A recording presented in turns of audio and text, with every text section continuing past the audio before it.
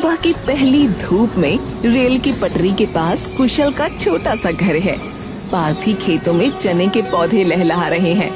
जहाँ कुशल पढ़ाई में डूबा है, वहीं उसकी माँ लक्ष्मी चूल्हा जला रही है और पिता प्रताप काम पर जाने की तैयारी कर रहे हैं। कुशल, ओ कुशल, बेटा बस भी करना। रात भर से तो उस किताब को सीने से लगाए बैठा है। सुबह हो गई है, थोड़ा हाथ मुंह धोकर नाश्ता कर ले। बस थोड़ा सा बाकी है माँ, ये आखिरी चैप्टर खत्म कर लो फिर उठूंगा। इस बार 12वीं की परीक्षा में मुझे बहुत अच्छे नंबर लाने, ताकि हमारे दिन बदल सके। मेहनत तो तू बहुत कर रहा है बेटा, पर शरीर का भी तो ध्यान रख, खाली पेट दिमाग न चलता। उसी समय प्रताप अपनी पुरानी साइकिल लेकर बाहर आता है। उसके चेहरे पर थकान और चिंता साफ दिख रही है। लक्ष्मी, मेरी पोटली कहाँ है? आज कारखाने में जल्दी पहुँचना है। सुना है आज काम बहुत ज्यादा आने वाला है। ये लीजिए। पर सुनिए, आज आसमान तो देखो कैसी आग उगल रहा है। बाहर बहुत लू चल रही है, अपना ख्याल रखिएगा। गरीब के लिए क्या गर्मी और क्या सर्दी लक्ष्मी। काम नहीं करेंगे तो इस घर का चूल्हा कैसे जलेगा? कुशल की पढ़ाई का खर्च, घर का राशन, सब इसी कारखाने से तो आता है। बाबा आप चिंता मत कीजिए, मैं जल्दी ही कुछ काम ढूंढ लूंगा ताकि आपको इतनी तकलीफ ना हो। नहीं बेटा, तू बस अपनी पढ़ाई पर ध्यान दे। जब तक मेरे शरीर में जान है, मैं तुझे कोई कमी नहीं होने दूंगा। अच्छा लक्ष्मी, मैं चलता हूँ। कुशल का ध्यान रखना और इसे ज्यादा धूप में बाहर मत जाने देना। प्रताप अपनी साइकिल लेकर धूल भरे रास्ते पर निकल जाता है। दोपहर की तपिश में कारखाने की मशीनों का शोर गूंज रहा है। पसीने से तरबतर प्रताप थकान और गर्मी बर्दाश्त नहीं कर पाता। अचानक उसकी आंखों के सामने अंधेरा छा जाता है और वो लड़खड़ाकर मशीन के पास गिर पड़ता है। अस्पताल में डॉक्टर प्रताप की रिपोर्ट चेक करते हैं। डॉक्टर साहब, मेरे पति कैसे हैं? वो कुछ बोल क्यों नहीं रहे? लक्ष्मी जी, प्रताप की जान तो बच गई, पर अब ये कभी भारी काम नहीं कर पाएंगे। इन्हें लंबे आराम की जरूरत है। लक्ष्मी और कुशल डॉक्टर की बात सुनकर सुन्न हो जाते हैं। तभी कारखाने का मैनेजर हाथ में एक लिफाफा लिए वार्ड में दाखिल होता है। नमस्ते डॉक्टर साहब। प्रताप भाई, अब कैसी तबीयत है आपकी? मैनेजर साहब, आप यहाँ? देखिए बहन जी, प्रताप ने सालों तक हमारी कंपनी के लिए अपनी जान लगा दी। आज जो इनके साथ हुआ, उनका हमें बहुत दुख है। कंपनी की तरफ से ये 40,000 रुपए का हिसाब है, ये रखिए इनके इलाज के लिए। साहब, क्या ठीक होने के बाद ये फिर से काम पर आ पाएंगे? माफ कीजिएगा, डॉक्टर ने कह दिया है कि ये भारी काम नहीं कर सकते और कारखाने में ऐसा कोई काम नहीं है जो बिना मेहनत के हो सके, तो आप लोग अपना ख्याल रखिएगा। मैनेजर वहाँ से चला जाता है। लक्ष्मी लिफाफा हाथ में लिए ठगा सा महसूस करती है। देखा लक्ष्मी, देखा तुमने, एक पल में उन्होंने कैसे पराया कर दिया। अब ये 40,000 रुपए तो दवाइयों और अस्पताल के बिल में ही खत्म हो जाएंगे। आगे का क्या होगा? हमारा घर, हमारा खाना, सब कैसे चलेगा? बाबा आप चिंता मत कीजिए, अब मैं संभालूंगा। कुशल की आंखों में अब दुख नहीं, बल्कि परिवार को बचाने की एक जिद है। 4 महीने बाद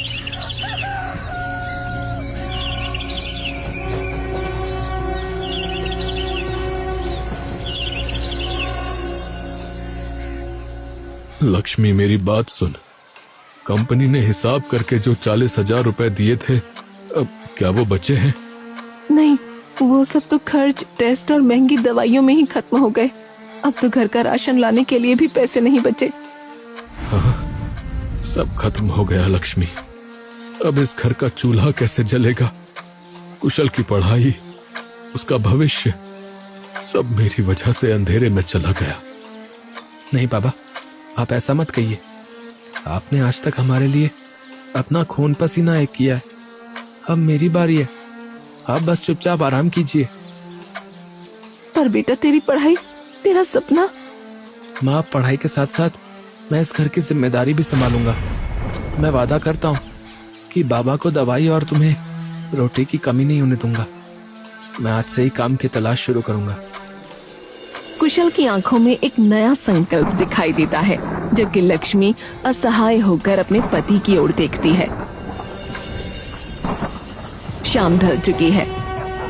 आंगन में बीमार प्रताप बेबस होकर खाट पर लेटा है और लक्ष्मी उदास बैठी खाली बर्तनों को देख रही है। घर में गहरा सन्नाटा है। तभी टहलते हुए कुशल के दिमाग में कुछ आता है और वो अचानक रुककर माँ के पास बैठ जाता है। माँ, मैंने बहुत सोच लिया है। हाथ पर हाथ धरे बैठने से भूख नहीं मिटेगी। हमारे खेत में जो चने और मसाले उगाए जाते हैं वो बहुत ही उम्दा और ताजा हैं। उन चनों का हम क्या करेंगे बेटा? घर में तो नमक खरीदने के भी पैसे कम पड़ रहे हैं। यही तो मैं कह रहा हूँ माँ, हमारी जमीन के चने और आपके हाथों का वो खास जादुई मसाला, अगर मैं इन्हें मिलाकर मसाला चना बनाऊं और स्टेशन पर जाकर बेचूं तो लोग जरूर खरीदेंगे। क्या तू स्टेशन पर जाकर चिल्ला चिल्ला कर चना बेचेगा? नहीं बेटा, तू अभी बहुत छोटा है, तेरी पढ़ने की उम्र है, लोग क्या कहेंगे? माँ, जब घर में रोटी नहीं होती ना तो लोगों की बातें पेट नहीं भरती। बाबा बीमार है, दवाइयों का खर्च पहाड़ जैसा है।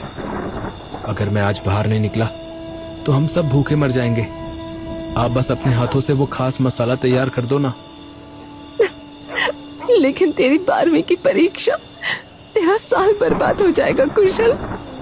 नहीं होगा माँ, मैंने सब तय कर लिया है। मैं सुबह जल्दी उठकर चने तैयार करूंगा, दिन भर स्टेशन और ट्रेनों में उन्हें बेचूंगा, फिर शाम को घर आकर रात के सन्नाटे में अपनी पढ़ाई करूंगा। थकावट होगी पर हार नहीं मानूंगा। अब लक्ष्मी, उसे जाने दो। मेरा बेटा समय से पहले बड़ा हो गया है। कुशल, अपनी हिम्मत कभी मत हारना बेटा। आप बस आशीर्वाद दीजिए बाबा। कल सुबह की पहली ट्रेन के साथ मेरा काम शुरू होगा। हम फिर से अपने पैरों पर खड़े होंगे। चांद की हल्की रोशनी में माँ और बेटा एक दूसरे की ओर देखते हैं। लक्ष्मी भारी मन से चने भिगोने चली जाती है। कुशल के चेहरे पर अब मासूमियत नहीं बल्कि एक योद्धा की गंभीरता है।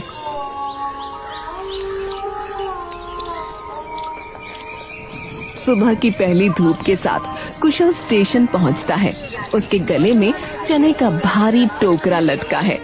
चारों ओर भीड़, शोर और लोगों की धक्का मुक्की है। कुशल के चेहरे पर घबराहट है। उसने आज से पहले कभी ऐसा काम नहीं किया।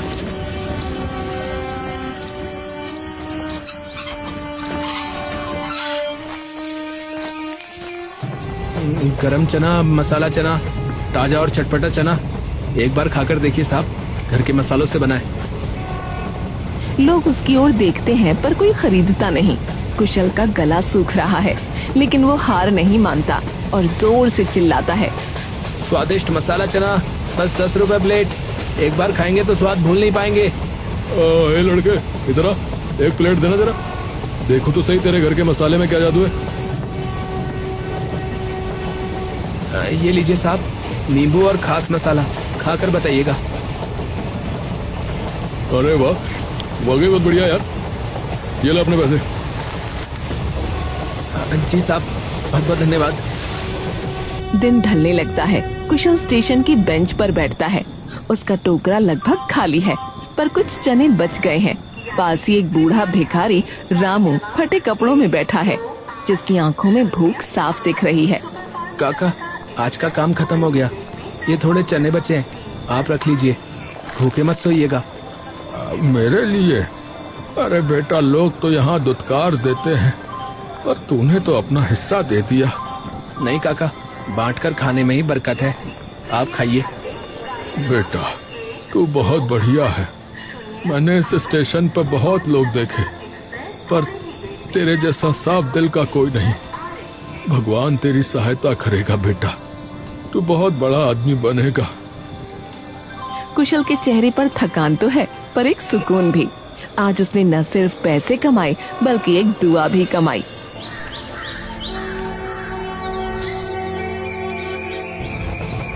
कुशल अपनी टोकरी लेकर मेहनत से एक एक यात्री को चना बेच रहा था। तभी मोती बासी समोसे लेकर घुसा। वो देखता है कि ज्यादातर यात्री कुशल से ही चना खरीद रहे हैं। जोगरे, हट यहाँ से, ये बोगी मेरी है। यहाँ मैं सालों से बेच रहा हूँ। तू कहाँ से नया उस्ताद बन गया? मोती भाई ट्रेन तो सबकी है, मैं अपना काम कर रहा हूँ, आप अपना कीजिए। ए जवान लड़ाता है? तेरे जैसे कल के आए लड़के की वजह से मेरी बोनी नहीं हो रही। इसी वक्त यहाँ से दफा हो जा, वरना ठीक नहीं होगा। अरे भाई झगड़ा क्यों कर रहे हो? उसे अपना काम करने दो, उसका चना ताजा है इसलिए हम ले रहे हैं। भाई आप बड़े हैं इसलिए मैं चुप हूँ, पर काम करना मेरा हक है और मैं यहाँ से नहीं जाऊंगा। ठीक है, बहुत हिम्मत आ गई ना तुझमें। अब देख मैं तेरा क्या हाल करता हूँ। स्टेशन के कोने में मोती और पांचू छिपे हैं। मोती कुशल की तरक्की से जलता है क्योंकि लोग उसके बासी खाने की बजाय कुशल के ताजा चने पसंद करते हैं। दोनों शातिर दिमाग अब उसे फंसाने की ताक में हैं। देख रहा है पांचू, है इस कल के आए छोकरे ने आसमान सिर पे उठा रखा है। जब से ये आया मेरी टोकरी की तरफ कोई मुड़ के भी नहीं देख रहा है। ये नया लड़का हमारे बरसों की कमाई खा रहा भाई। शांत हो जा भाई मोती, शांत हो जा शांत। मेहनत करने वालों को सीधा रास्ता बहुत भारी पड़ता है समझे। और सुन, हमारे पास तो टेढ़े रास्ते बहुत हैं। अबे यार मुझे कोई रास्ता वास्ता नहीं चाहिए। मुझे ये लड़का स्टेशन से बाहर चाहिए। इसकी शक्ल ही गंदी है भाई। अगर ये कुछ दिन और यहाँ टिका रहा ना तो मुझे अपनी टोकरी बेचकर भीख मांगनी पड़ेगी समझा। इसका कुछ पक्का इंतजाम करना होगा। भाई इंतजाम हो गया भाई। देख कल जब ये ट्रेन का इंतजार करेगा ना और भीड़ बढ़ेगी तब मैं अपनी कलाकारी दिखाऊं समझा। मैं भीड़ का फायदा उठा के किसी अमीर यात्री का महंगा फोन इसके चने के झोले में चुपके से डाल दूंगा। और फिर क्या होगा? भाई फिर क्या होगा? अबे फिर क्या होगा लगा रखी है। अबे जैसे ही फोन गायब होने का शोर मचेगा तो तू जोर जोर से चिल्लाना शुरू कर देना।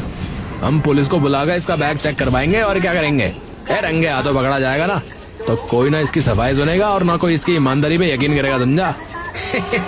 भाई बाचू, भाई क्या चाल चली भाई तूने? पुलिस की लाठी और बदनामी, ये दोनों चीजें इस लड़के का ऐसा हाल करेंगी कि ये फिर कभी स्टेशन की सीढ़ियां चढ़ने की हिम्मत नहीं करेगा भाई। भाई सही है, कल इसका आखिरी दिन होगा। भाई तैयार है मोती भाई, कल स्टेशन पे तमाशा बड़ा होने वाला है, देख लियो। दोनों अपनी इस काली योजना पर हंसने लगते हैं जबकि बेखबर कुशल दूर खड़ा अपने परिवार के बेहतर भविष्य के सपने बुन रहा है। साजिश का जाल बिछ चुका है।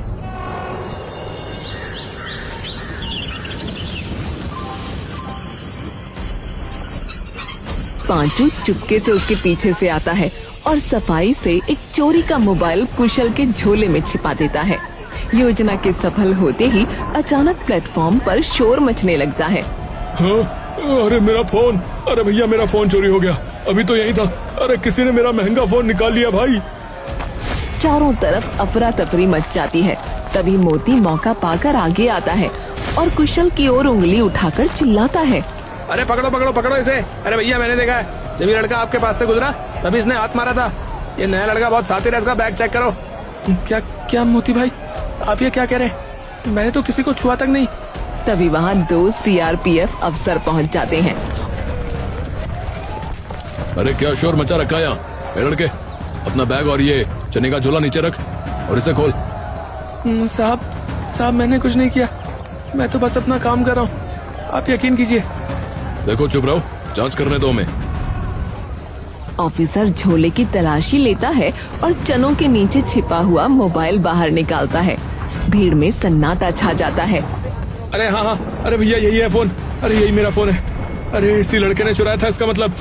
नहीं साहब ये मेरा नहीं है, मुझे नहीं पता ये यहाँ कैसे आया। मुझे कोई फंसाने की कोशिश कर रहा है। देगा साहब देगा, शरीफ बनने का नाटक कर रहा था। घर के मसालों के नाम पे ये लोगों की जेबें काट रहा है। ये बहुत बड़ा चोर है, इसे ऐसी सजा दो कि ये दोबारा यहाँ ना दिखे। अब ये थाने चलकर बताना कि ये फोन उड़कर तेरे बैग में कैसे आया। चल। कुशल खुद को बेगुनाह साबित करने की कोशिश करता है पर सबूत उसके खिलाफ है। मोती और पांचू दूर खड़े होकर अपनी जीत पर कुटिलता से मुस्कुरा रहे हैं।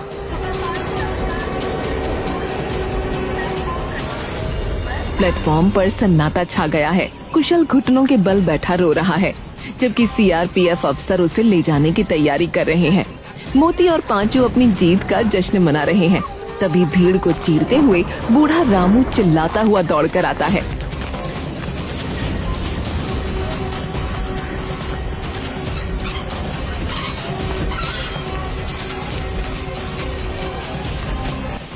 रुकिए साहब, ठहरिए, बेगुनाह को सजा मत दीजिए। यह लड़का चोर नहीं है, इसे फंसाया गया है। तुम कौन हो और तुम्हें कैसे पता? साहब, मैं यहीं कोने में सो रहा था। मैंने अपनी इन आंखों से देखा है, उस पांचू ने चुपके से इस बच्चे के बैग में फोन डाला था। यह सब उस मोती की चाल है, क्योंकि ये लड़का मेहनत से अपना काम कर रहा था। अरे साहब, ये पागल भिखारी है, इसकी बातों पर यकीन मत कीजिए, ये झूठ बोल रहा है। साहब, अगर आपको मेरी बातों पर यकीन नहीं है तो उस खंबे पे लगे सीसीटीवी कैमरे की फुटेज देख लीजिए। दूध का दूध और पानी का पानी हो जाएगा। सीआरपीएफ ऑफिसर का चेहरा सख्त हो जाता है। वो मोती और पांचू को दबोच लेते हैं और सबको रेलवे कैंप ले जाते हैं।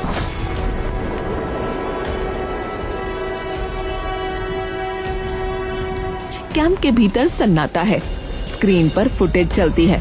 साफ दिखता है कि पांचू ने कैसे फोन डाला और मोती ने कैसे शोर मचाया। अच्छा, तो ये चाल थी तुम्हारी। एक मासूम को जेल भेजने की साजिश कर रहे थे। तुम जैसे लोगों की वजह से स्टेशन बदनाम है। चलो, अब जेल की हवा खाओ, चलो। सिपाही मोती और पांचू को खींचते हुए ले जाते हैं।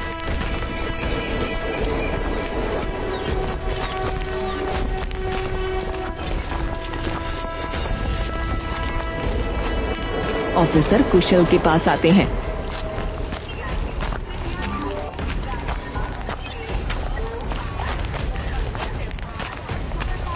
माफ करना बेटा, हमने तुम पर शक किया। तुम बहुत बहादुर हो, अपना काम जारी रखो। धन्यवाद रामू काका। आज अगर आप नहीं होते तो मेरा और मेरे बीमार बाबा का क्या होता? मेरी पढ़ाई, मेरा सपना सब खत्म हो जाता। बेटा, तूने मुझे बिना किसी स्वार्थ के खाना खिलाया था। नेक दिल वालों का साथ भगवान कभी नहीं छोड़ता बेटा।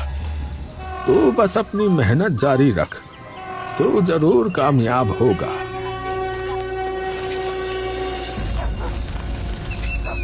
ढलते सूरज की रोशनी में कुशल अपना खाली टोकरा उठाकर घर की ओर चल पड़ता है।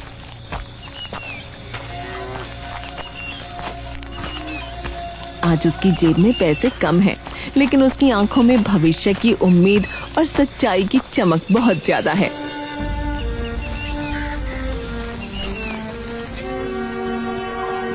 स्टेशन पर अब कुशल का सम्मान बढ़ गया है और उसका मसाला चना एक छोटे स्टॉल का रूप ले चुका है। यात्रियों के बीच उसकी ईमानदारी की चर्चा है। कुशल दिन भर काम करता और रातों में जी जान से अपनी पढ़ाई जारी रखता। कुशल का घर। प्रताप अब काफी बेहतर है और आंगन में बैठकर कुशल को देख रहा है। कुशल के हाथों में एक लिफाफा है। माँ, पापा, देखिए मेरा रिजल्ट आ गया। क्या हुआ बेटा, तू पास तो हो गया ना? माँ, मैं न सिर्फ पास हुआ हूँ, बल्कि पूरे जिले में मैंने टॉप किया। माँ, अब मुझे कॉलेज में स्कॉलरशिप मिलेगी। माँ, मुझे आगे पढ़ने से कोई नहीं रोक सकता। माँ, बेटा, तूने साबित कर दिया कि अगर इरादे नेक हों तो गरीबी और साजिश कभी रास्ता नहीं रोक सकती। मुझे तुझ पर गर्व है बेटा। ये सब आपकी और माँ की दुआओं का नतीजा है और रामू काका की उस सच्चाई का, जिसने मुझे उस दिन टूटने से बचा लिया। ए मोती भाई, अगले हफ्ते हम बाहर होंगे, समझा? क्या उस छोकरे कुशल को भूल जाए? अबे भूलना कैसा? अबे उसने हमें जेल भिजवाया और खुद मजे कर रहा है। उसे इतनी आसानी से नहीं छोड़ेंगे। इस बार कुछ ऐसा सोचेंगे कि दोबारा खड़ा ना हो सके साला। सही कहा भाई, इस बार वार और भी बड़ा होगा भाई। कुछ दिन बाद जेल का भारी दरवाजा खुलता है और दोनों बाहर निकलते हैं।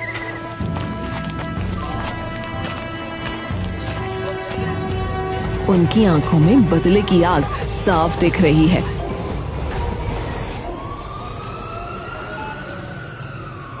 प्रताप का चेकअप चल रहा है। कुशल और लक्ष्मी बाहर गलियारे में बेचैनी से इंतजार कर रहे हैं। तभी डॉक्टर हाथ में रिपोर्ट लिए बाहर आते हैं। घबराइए मत, रिपोर्ट बहुत अच्छी आई है। दवाओं का असर हो रहा है। अब कोई खतरे की बात नहीं है। बस कुछ दिन और दवाएं चलेंगी, फिर आप इन्हें घर ले जा सकते हैं। भगवान आपका भला करे डॉक्टर साहब, आपने जान बचा ली। तभी कुशल का एक दोस्त हांफते हुए दौड़ कर आता है। अरे भाई कुशल, खुशखबरी, पोस्ट ऑफिस से तेरा सरकारी लेटर आया भाई। माँ, पापा, मैंने सीआरपीएफ की लिखित परीक्षा पास कर ली है। अब बस फिजिकल रनिंग और मेडिकल बाकी है। बेटा, आज मेरी आधी बीमारी तेरी इस कामयाबी ने ही ठीक कर दी। जा, अपनी दौड़ की तैयारी कर। अब तुझे वर्दी पहनने से कोई नहीं रोक सकता। अस्पताल के उस कमरे में आज डर की जगह जीत की मुस्कुराहट थी।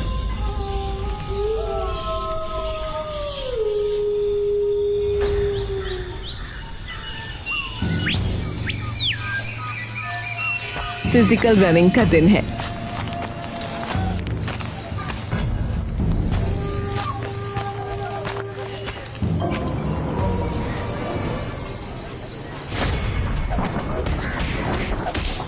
कुशल बस स्टॉप पर खड़ा है। उसकी आंखों में सुनहरे भविष्य के सपने हैं। तभी एक मोटरसाइकिल उसके पास आकर रुकती है। अरे बेटा, बहुत चोट लगी है, चलो पहले अस्पताल चलते हैं। नहीं साहब, आज मेरे जीवन का सबसे बड़ा दिन है। अगर आज मैं रुक गया तो मेरी पूरी जिंदगी रुक जाएगी। मुझे जाना ही होगा। चोट की वजह से कुशल की बस छूट जाती है।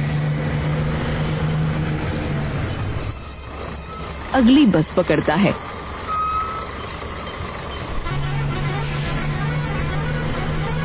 और जब कैंप पहुंचता है तो बहुत देर हो चुकी होती है। लड़के, तुम बहुत देर से आए हो और तुम्हारी हालत भी बहुत खराब है। इस चोट के साथ तुम दौड़ नहीं पाओगे। यहाँ से वापस जाओ। साहब, रास्ते में मुझ पर हमला हो गया, मेरी बस छूट गई। लेकिन ये सिर्फ एक दौड़ नहीं, मेरे बीमार पिताजी और मेरी माता की उम्मीद है। मुझे बस एक मौका दीजिए साहब। मैं मरने को तैयार हूं पर हारने को नहीं। ऑफिसर उसकी हिम्मत देखकर पिघल जाते हैं और उसे लाइन में खड़े होने की इजाजत दे देते हैं।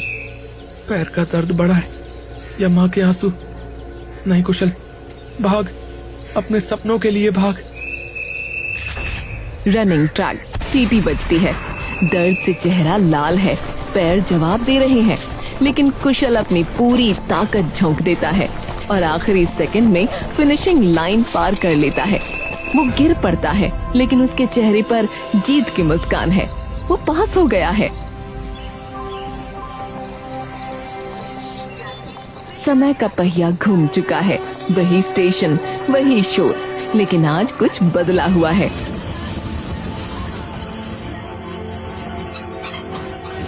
एक जवान लड़का सजी हुई खाकी वर्दी और सिर पर गर्व से सजी सीआरपीएफ की टोपी पहने ट्रेन से उतरता है।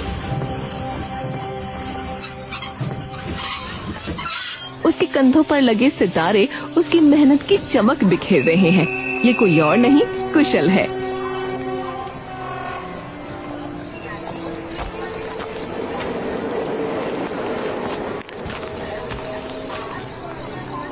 काका, क्या आपने मुझे पहचाना?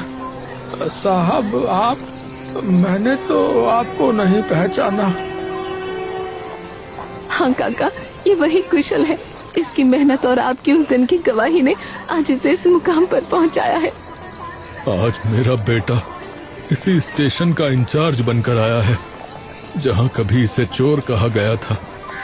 आज मेरी बीमारी और गरीबी की सारी हार जीत में बदल गई। काका, बाबा, उस दिन जब पुलिस मुझे ले जा रही थी तब मैंने कसम खाई थी कि एक दिन इसी वर्दी में लौटूंगा। अब इस स्टेशन पर किसी गरीब की मेहनत का अपमान नहीं होगा। कुशल बेटा, तू सच में ऑफिसर बन गया। मेरी आंखें धन्य हो गईं तुझे इस वर्दी में देखकर। तभी वहाँ के वर्तमान पुलिस कर्मी कुशल को सल्यूट करते हैं। कुशल उस जगह को देखता है जहाँ मोती अपनी बासी चीजें बेचता था, जो अब वहाँ नहीं है। काका, आज मेरी ड्यूटी इसी स्टेशन पर लगी है। अब यहाँ किसी गरीब और ईमानदार इंसान के साथ अन्याय नहीं होगा। ये वर्दी सिर्फ पद नहीं, उन सब की उम्मीद है जो मेहनत करना जानते हैं। चल बेटा, घर चल। तेरी पसंद का वही मसाला चना बनाया है, पर आज जीत की खुशी के साथ खाएंगे। जिस स्टेशन पर कुशल ने कभी इल्जाम झेला था, आज उसी स्टेशन की सुरक्षा की जिम्मेदारी उसके कंधों पर है।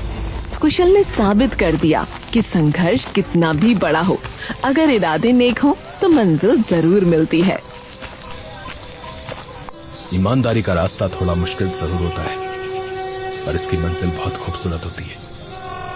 कभी हार मत मानिए, क्योंकि आपकी सच्चाई ही आपकी सबसे बड़ी जीत है।